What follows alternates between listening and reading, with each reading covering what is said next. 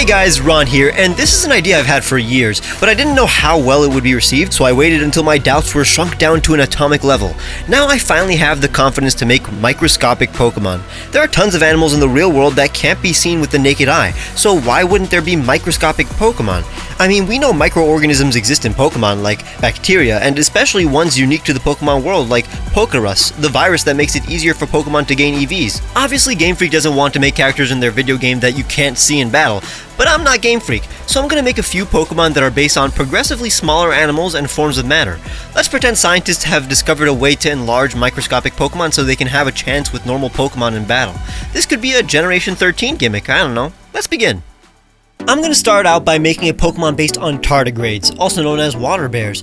These micro-animals can be found in moss and pretty much any moist place, but are known to be able to survive extreme temperatures, pressures, radiation, and even outer space. They can basically dehydrate themselves to survive cold temperatures. So I'm going to make a tiny, cute Tardigrade that is actually made up entirely of water and can control its makeup so it can deal with extreme temperatures. Now this is extremely similar to Overcast, the evolution of Castform I made, but admittedly this idea makes more sense for a Tardigrade. A little astronaut water bear is exactly the type of concept fan artists have been making for years, because it's so intuitive. I'm going to start by making a little six-legged dude with almost starter Pokemon-like proportions, so big head, tiny body. Gonna give it the puffy mouth of a Tardigrade with closed eyes which look like the slits water bears have on their faces. I added tiny ears to make it look like a bear, and began making the water droplet that acts as its astronaut helmet. That helmet will also have two bubbles that will make it look like an actual water bear. Its front legs are puffy, like the white suit on an astronaut. Tardigrades have this thick cuticle shell on their back, so I added that to also make it look like it has the backpack astronaut suits have. Some claws, patterns, and a puffier bear tail. I mean, it's white and blue, why wouldn't it be? But the exact harmonious tones of blue are tougher to decide on than you think. Here is Durable, the resilient Pokemon, a water type. Its name is literally durable, but with an S to add the Latin word for bear, Ursa, inside of it. Durable is the smallest water type to have been discovered. They can be found in every Pokemon region and can survive any environment, even outer space. It is believed it can survive by changing its body's state of matter. Since Durable's body has the properties of water, it can freeze, melt, and evaporate at will. They are able to sleep for decades and wake up smiling.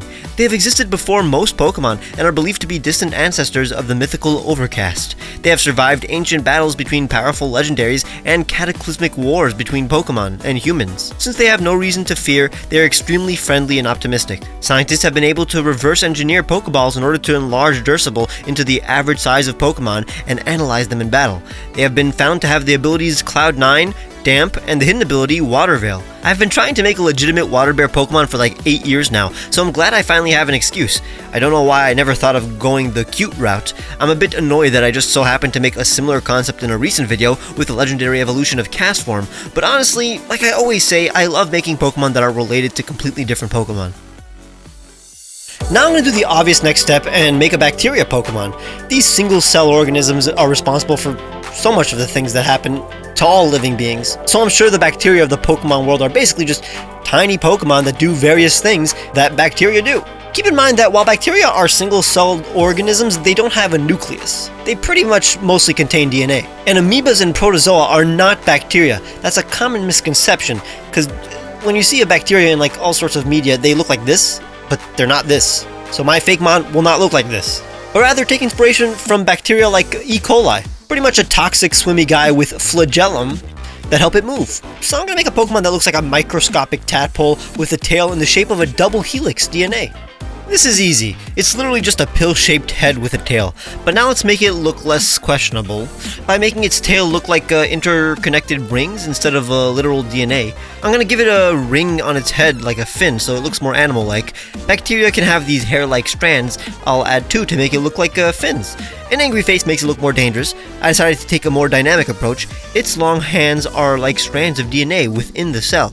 It also makes it look more creepy, and the end of its tail can also act as legs. This thing can walk and swim. I gave it this swirly pattern to imitate the look of see-through skin, giving you a glimpse of the coiled DNA inside it. This also allows me to color the DNA tail in a stereotypical way, like Deoxys. Check out Bacteria, the harmful Pokemon, a poison-type Pokemon. Bacteria is technically the most abundant Pokemon in existence. It is responsible for all sorts of ailments but can be helpful in various situations. These Pokemon are thought to have been attached to ancient life forms like Arceus and Mew. They're incredibly stretchy and can swim relatively fast for their size. They have been discovered to be the cause of many historical events. Even the oxygen we breathe and the nitrogen that plants consume is believed to be a byproduct of bacteria. They're also responsible for the decomposition of life forms. They adapt quickly and have an intense drive to survive. They are the fastest Pokemon to reproduce. The weakness of one bacteria may fade out after a couple of generations. They are quick to learn, but mostly do things instinctively. The toxins they produce can destroy cells, causing serious damage in battle. They have the abilities Poison Touch, Poison Point, and the hidden ability Swift Swim. I was very satisfied with the inclusion of its DNA tail, which ended up also acting like legs when it's upright. I've never seen a Pokemon with a tail that can also act as feet. Just like Durable, all it took was one letter to create this Pokemon's name. Now I want to make a Pokemon that is almost an evolved form of bacteria, a Pokemon based on viruses. I want to finally make a design for Pokerus. We'll base it on the design of bacteriophages, the viruses that infect bacteria with their DNA and turn them into virus-making factories, since viruses aren't living creatures and can't reproduce on their own. I'll take some elements like the protein spikes from the flu virus and other coronaviruses. I'll also base it on the alien invaders from Mars that use tripods in the book War of the Worlds. But also the coolest thing is that instead of infecting bacterias, this Pokemon will actually trap bacteria inside of it and force it to reproduce for it. It's the unfortunate fate of many bacteria. So I'm starting by rendering the legs of bacteria. It'll be coming out of the bottom of the head of Pokerus, and some tentacle-like legs that come out of the head of the bacteriophage part. I gave it some protein spikes, also known as coronas, the same face that bacteria has. Then I finally made the tentacles look more like the legs of a virus, but in the configuration of a tripod, so it looks like an alien. Just refined it and changed the proportions before adding in the details. I added these ears to make it look more like an alien, but it's gonna be removed later. Now originally, I just gave it a paler version of the colors that its pre-evolved form had, almost like it drained the nutrients from bacteria, but it was very unappealing. The final colors will be darker and corrupted instead. I completed the head and finally added the bacteria head that you can see inside of the head of the virus. Now listen to this! The bacteria living inside of a Pokemon can become infected themselves with Pokerus, the possessive Pokemon, a poison dark type. In the game, you'd only be able to use Pokerus as a Pokemon when your bacteria is infected with Pokerus, causing it to evolve into Pokerus. This is technically the rarest evolution in the franchise. Pokerus are actually smaller than bacteria, but lack the ability to reproduce on their own. They will attach themselves onto bacteria and grow in size, allowing them to fully consume bacteria as they overwrite their DNA, forcing bacteria to produce more Pokerus. A possessed bacteria can be found inside the hollow head of Pokerus. A Pokemon infected with Pokerus will gain double the effort values from battle as its body goes into overdrive fighting off the infection. Scientists were forbidden from enlarging Pokerus as it has no will and cannot be tamed. However, illegal experiments were inevitably performed, enlarging Pokerus. This giant virus went on a rampage, but was able to be captured using a specially produced Pokeball adapted from the Beast Balls created by the Aether Foundation. These new micro Beast Balls gave scientists control of Pokerus. They shrunk the bacteria within Pokerus, preventing it from reproducing. It has the hidden ability Download. I'm so happy I can finally put a face to the famous Pokerus. I hope you guys are fine with the juxtaposition of how bacteriophages actually work, with the bacteria being inside Pokerus, instead of the virus's DNA being injected into the bacteria. It made for a great design with the possessed bacteria dangling from the bottom of Pokerus's body. It's crazy how a brutal Pokemon like this is responsible for a beneficial part of the game. Now I want to make a Pokemon based on an atom, the smallest unit of ordinary matter. Everything's made of this stuff. There's at least like 60 on you right now. 6 octillion. There are too many atoms. So why not make a Pokemon that has all the properties of an atom? Not literally an atom. I'm not saying everything in the Pokemon world is made up of a tiny Pokemon, but just like how there are various Objectmon based on real-world objects, so too would there be a Pokemon based on the smallest object. What was that? Now, atoms are made up of a nucleus that includes a neutron and a proton, and are surrounded by electrons. When an atom or molecule is missing a proton or electron, it causes an electrical charge. These are called ions. That's what our Pokemon will be based on. A cute little nucleus with electron balls that zap around it.